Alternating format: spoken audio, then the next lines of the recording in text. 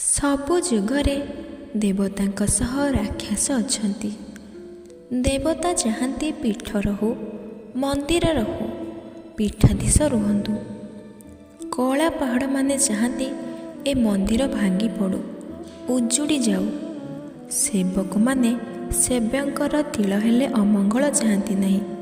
କଳ୍ପନାରେ ବି ଚାହାନ୍ତିନି ଏ ପୀଠର ଦୁରବସ୍ଥା। ଲୋକନାଥ ସିଂହାରୀ ଚିନ୍ତାଗ୍ରସ୍ତ ହୋଇପଡ଼ିଲେ। ସୁମନ୍ତୀ ଦେହରେ ଖଇ ଫୁଟୁଛି। ସବୁଦିନ ପରି ସେ ଆଜି ହସି ହସି ଦେଉଳରୁ ଫେରିନି। ଜ୍ୱରରେ କମ୍ପି କମ୍ପି ସେ ଫେରିଛି ବଡ଼ ଦେଉଳରୁ। ତା ଗୋଡ଼ ହାତ ଗୋଳାବିନ୍ଧାରେ ସଢ଼ି ପଡ଼ୁଥାଏ। ମୁଣ୍ଡର ଖପୁରି ଯେମିତି କିଏ ଜଣେ ତାଡ଼ି ପକାଉଛି।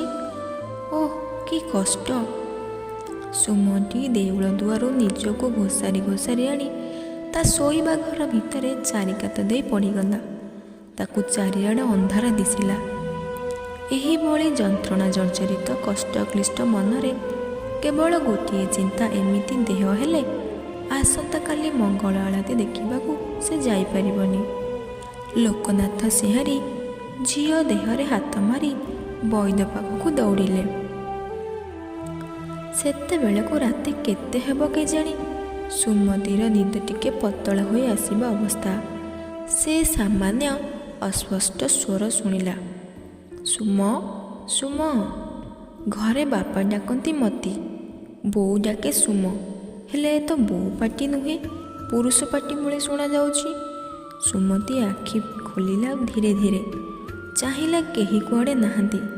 ମାତ୍ର ସେମିତି ତ ତାକୁ ଶୁଭୁଛି ସୁମ, ସୁମ। ସେ ଟିକେ ଡରିଗଲା। ଦୁଆର ମେଲା ହୋଇଛି, ଦୁଆର ପାଖରେ ବୋଉ ନାହିଁ।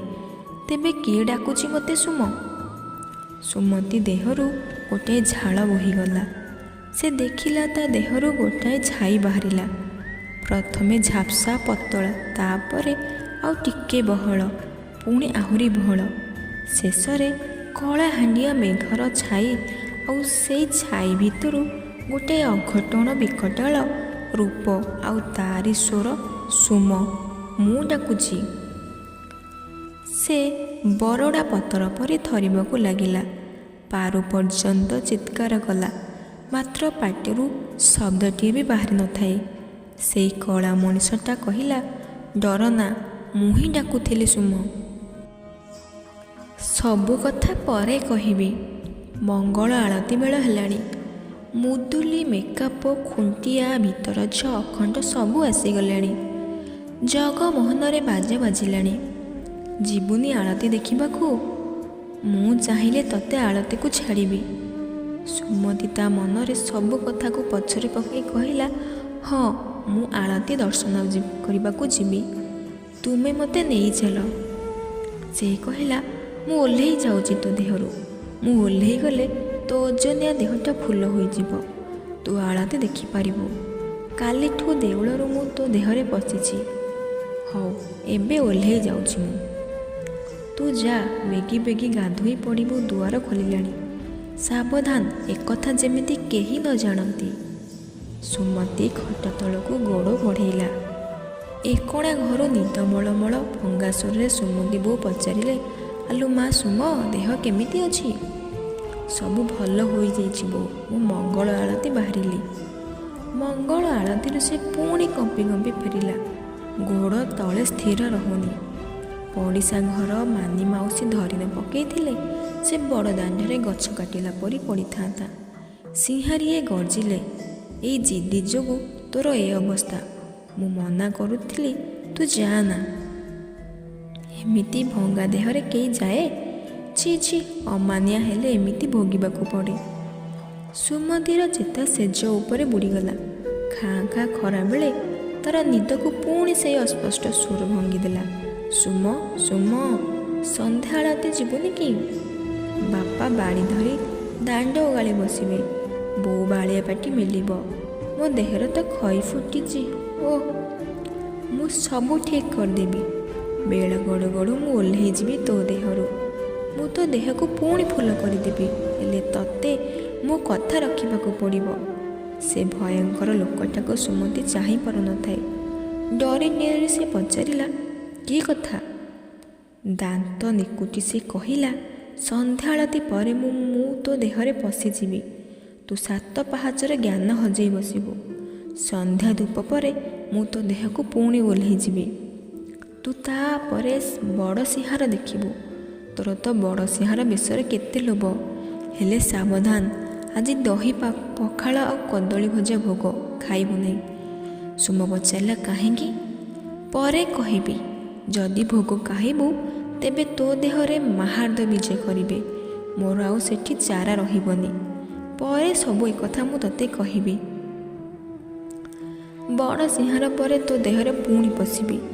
ତୋତେ ଲୋକ ଟେକି ଆଣି ଘରେ ଛାଡ଼ିବେ। ମୁଁ ପୁଣି ସେଇ ରାତି ଅଧରେ ତୋ ସାଙ୍ଗେ କଥା ହେବି। ଏ କଥାଟା ଯେମିତି କେହି ଜାଣିବେନି, ବୁଝିଲୁ ତ?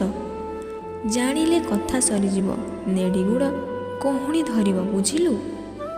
ଓଃ, ସୁମତି ଭାବିଲା, ଏ ଲୋକଟା କି ଭୟଙ୍କର। ତା କଥା ଗୁଡ଼ାକ କେମିତି ଟାଣ ଟାଣ, ଧମକଟା ଯେମିତି କ୍ଷୁରଧାର। ସତକୁ ସତ ସେଇଆ ହେଲା। ସମସ୍ତେ କହିଲେ, ମାନି ନାନି ନଥିଲେ ଆଜି ସୁମ ବଞ୍ଚି ନଥାନ୍ତା।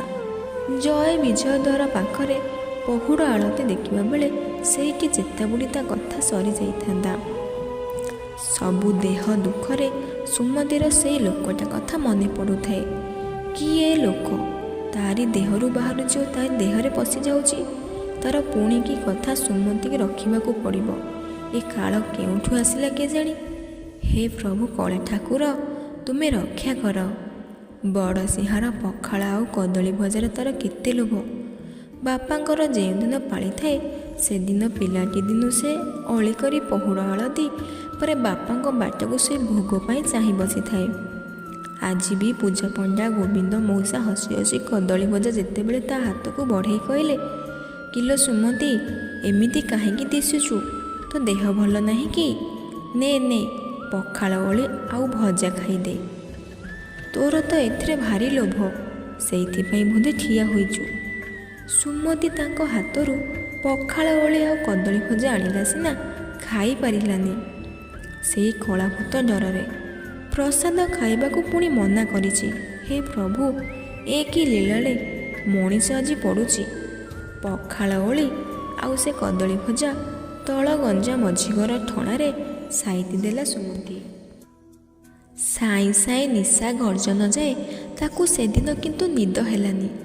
ସେ ତା ଆଗରେ ଥିବା ଫଟୋରେ ଜଗନ୍ନାଥଙ୍କ ମୁହଁକୁ ଚାହିଁଥାଏ। ପଡ଼ିଶା ଘର ଅଗଣା ଆଲୁଅରୁ ଝଲକାଏ ପଡ଼ିଥାଏ ସେ ଫଟୋ ଉପରେ। କଳା ମୁହଁ ଯେମିତି ତା ଆଡ଼କୁ ଚାହିଁ ହସୁଛନ୍ତି। ସୁମ, ସେ ହଠାତ୍ ଚମକି ପଡ଼ି ଛେପ ପକାଇଦେଲା ନିଜ ଛାତି ଉପରେ। ଚାହିଁ ଦେଖିଲା ସେଇ ଲୋକଟା ଏଥର କିନ୍ତୁ ଆହୁରି ବିକଟାଳ ଦିଶୁଛି। ମୁହଁରେ ଦେହରେ ଗାଢ଼ କଳା ରଙ୍ଗ ଯେମିତି ବୋଳି ହୋଇଯାଇଛି। ମୁଣ୍ଡ ବାଳଗୁଡ଼ାକ ଠିଆ ଠିଆ, କାନ ଦିଟା ଯେମିତି ଦିଟା କୁଲା ପରି, ନଖ ଗୁଡ଼ାକ ସାନ କୋଦାଳ ଭଳିଆ ଆକୃତି। ମୁହଁଟା ପୁଳା ପୁଳା ମାଟି ନଦା ହେଲା ଭଳି ଫୁଲିଲା ଫୁଲ ଭଳିଆ ଦେଖାଯାଉଛି। ଦେହ ଗୋଟାଯାକ ଯେମିତି ଜାଣିଶୁଣି କିଏ ଆବଡ଼ା ଖାବଡ଼ା କରିଦେଇଛି। ପଲଙ୍କ ଉପରେ ସେ ଆଗରୁ ଦୂରରେ ବସୁଥିଲା, ଏଥର ପାଖକୁ ଲାଗି ଆସିଲା। ଟିକିଏ ଚାପାସ୍ୱରେ ତାକୁ କହିଲା, କାଲି ହେଲା ଗୁରୁବାର। ଲକ୍ଷ୍ମୀ ସାଆନ୍ତାଣୀ ସିଂହାସନ ଉପରୁ ବିଜେ କରିବେ ମାଜଣା ମଣ୍ଡପକୁ। ତୁ କାଲି ମାଜଣା ମଣ୍ଡପକୁ ଯିବୁ। ଯେଉଁ ଲକ୍ଷ୍ମୀ ସ୍ରୋତ ତୋତେ ବାପା ଶିଖେଇଛନ୍ତି ତାକୁ ପଢ଼ିବୁ। ଲକ୍ଷ୍ମୀ ବିଜେ କରିବା ସାଙ୍ଗେ ମହାଜନ ଯେତେବେଳେ ଦକ୍ଷିଣ ଘରକୁ ତା ସଜ ଆଣିବାକୁ ଯାଇଥିବେ, ତୁ ମନ୍ତ୍ର ପଢ଼ିସାରି ଲକ୍ଷ୍ମୀଙ୍କ ମୁଣ୍ଡକୁ ହାତ ବଢ଼େଇବୁ। ସୁମତି ପଚାରିଲା, କାହିଁକି? ସେ ଅସୁରଟି କହିଲା, ମୁଁ କହୁଛି ଶୁଣ। ହାତ ବଢ଼େଇବା ମାତ୍ରେ ଦେଖିବୁ ମାଆଙ୍କ ମୁଣ୍ଡରେ କଳା ବାଳ ଲହଡ଼ି ଖେଳୁଛି। ସେଥିରୁ ଗୋଟାଏ ହାତ ପୈଠ କରିବୁ। ସୁମତି କହିଲା, ମାଆଙ୍କ ମୁଣ୍ଡ ବାଳ କ'ଣ ହେବ? ଅସୁରଟି କହିଲା, ସେ କଥା ମୁଁ ପରେ କହିବି।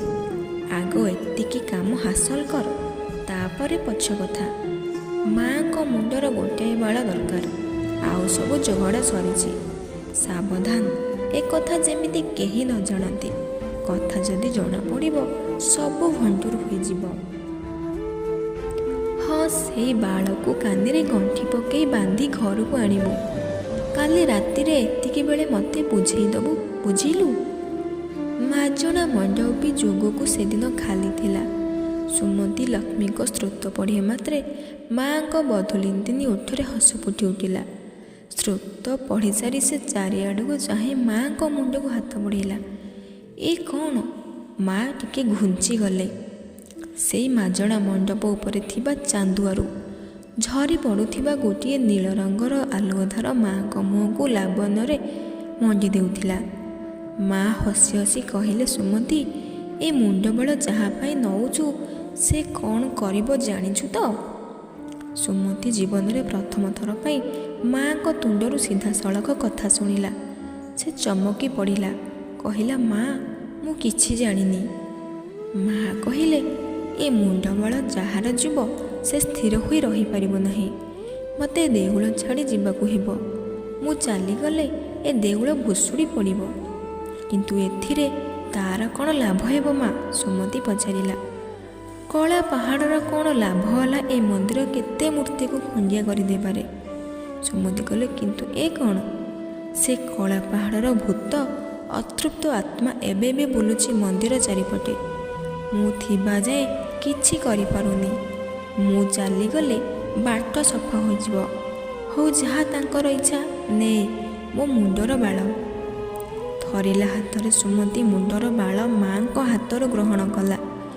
ଘରେ ପହଞ୍ଚି ସେ କ'ଣ ଦିଟା ଖାଇଦେଇ ଯେତେବେଳେ ପଲଙ୍କ ଉପରକୁ ଗଲା ସେତେବେଳେ ଖାଲି ଭାବି ଯାଉଥିଲା ଏସବୁ ଘଟଣା। ଭାବିଲା କାହା ଆଗରେ ସବୁ ଖୋଲି କରି କହିବ।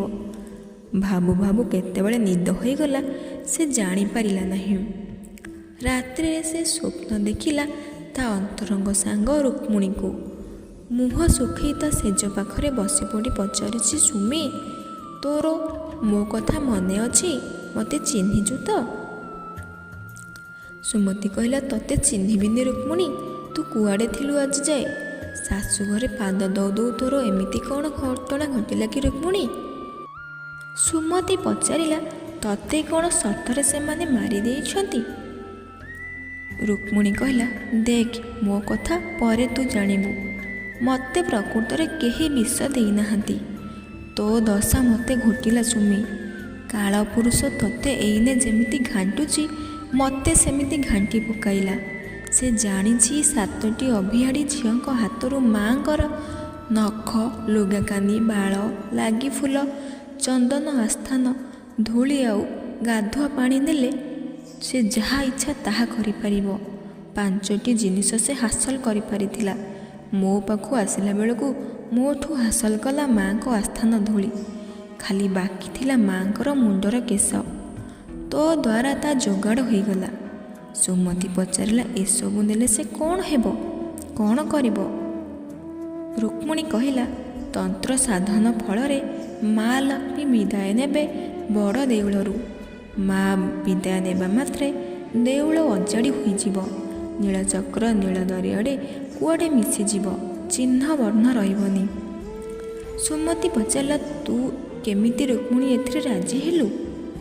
ମୋ କଥା କହୁଛି ଶୁଣ। ରୁକ୍ମିଣୀ କହିଲା, ତୋର ଯେମିତି ଦିଅଙ୍କର ମଙ୍ଗଳ ଆଳତୀ ଓ ସନ୍ଧ୍ୟା ଆଳତୀ ଦେଖିବାରେ ଲୋଭ, ମୋର ସେମିତି ଚନ୍ଦନ ଲାଗିରେ ଲୋଭ। ମୋତେ ଏମିତି ଜ୍ୱରରେ ଘାଣ୍ଟିଲା, ଚନ୍ଦନ ଲାଗି ଦେଖିବାକୁ ମୋ ସାଙ୍ଗରେ ସର୍ତ୍ତ କଲା ମାଆଙ୍କ ଆସ୍ଥାନ ଧୂଳି ପାଇଁ। ମୋତେ କେତେ କ'ଣ ଲୋଭ ଦେଖାଇଲା। ମୁଁ ଭୁଲିଗଲି। ତୋ ଭଳି ମାଜଣା ମଣ୍ଡପ ଆସ୍ଥାନକୁ ତଳୁ ଧୂଳି ଆଣିଲି। ସୁମତି ପଚାରିଲା, ତାପରେ? ରୁକ୍ମିଣୀ କହିଲା, ମୋଠୁ ଯେତେବେଳେ ଧୂଳି ନେଇ ସାରିଲା ଠୋ ଠୋ ହସି ମୋତେ ଧୂଳି ନେବାର ଉଦ୍ଦେଶ୍ୟ କହିଦେଲା। ତାପରେ ମୁଁ ଭାବିଲି ମୁଁ କି ପାପ କଲି ବୋଲି ମୋ ମୁଣ୍ଡ ପିଟିଦେଲି। ସୁମତି ପଚାରିଲେ, ତାପରେ? ରୁକ୍ମିଣୀ କହିଲା, ବାହା ହେଲା ପରେ ଶାଶୁଘରକୁ ଯାଇ ବିଷ ଖାଇଦେଲି। ଆତ୍ମହତ୍ୟାରେ ଘାରି ହୋଇ ସେଇଦିନ ଏମିତି ବା ବତାସରେ ବୁଲୁଛି। ମାଆଙ୍କ ପାଖ ପ୍ରତି ଗୁରୁବାର ମାଜଣା ମଣ୍ଡପକୁ ଯାଇ ମୁଣ୍ଡ ପିଟି ଦେଉଛି। ଆଜି ମାଜଣା ମଣ୍ଡପରେ ପହଞ୍ଚି ଦେଖିଲି ତୁ ବାଳ ଆଣିଲୁ। ମା ତତେ ଯାହା କହିଲେ ତୁ ଶୁଣିଲୁ। ସୁମତି ମୁଣ୍ଡ ଟୁଙ୍ଗାରିଲା। ବିକଳ ହୋଇ କହିଲା, ତୁ ମୋତେ ବୁଦ୍ଧି ଦେ ରୁକ୍ମିଣୀ। ଏ ଦେଉଳ ଏ ଦିଅ କେମିତି ରକ୍ଷା ହେବ? ସୁମତି ଆଖିରେ ଅସରା ଅସରା ଲୁହ। ରୁକ୍ମିଣୀ କହିଲା, ଟିକେ ଧୈର୍ଯ୍ୟ ଧର ସୁମତି। ମୁଁ ତୋ ପାଖରେ ଥିବା ଯାଏ ସେ ଆସିପାରିବନି। ମୁଁ ତାକୁ କଞ୍ଚା ଖାଇଯିବି। ମୋ ସାଙ୍ଗରେ ଆ। ତୁ ମୋତେ ଦେଖିପାରିବୁନି। ଦକ୍ଷିଣ ଦ୍ୱାର ଗୁମୁଟ ଦେଇ ଆମେ ପଶିଯିବା ମା ବିମଳାଙ୍କ ମନ୍ଦିର ଜଗମୋହନକୁ। ବଡ଼ ସିଂହାର ଏବେ ସରିବା ହେଉଛି। ପହୁଡ଼ ଆଗରୁ ଆମେ ମନ୍ଦିର ଭିତରେ ପଶିଯିବା।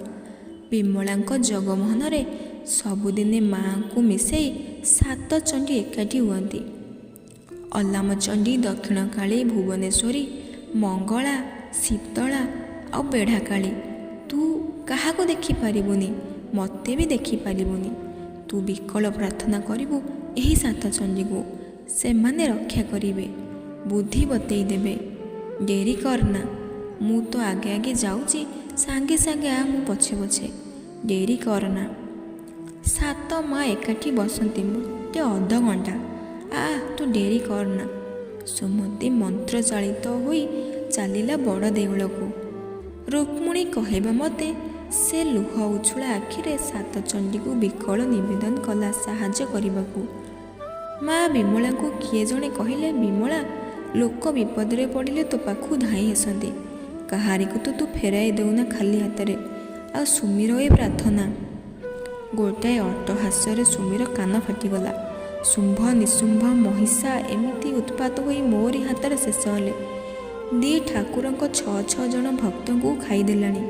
ସେ ଜାଣିଛି ସେହି ଭକ୍ତମାନେ ମା ଲକ୍ଷ୍ମୀଙ୍କୁ ସବୁ ଅଜାଡ଼ି ଦେଉଥିଲେ ଆଗ ପଛ ନ ବିଚାରି।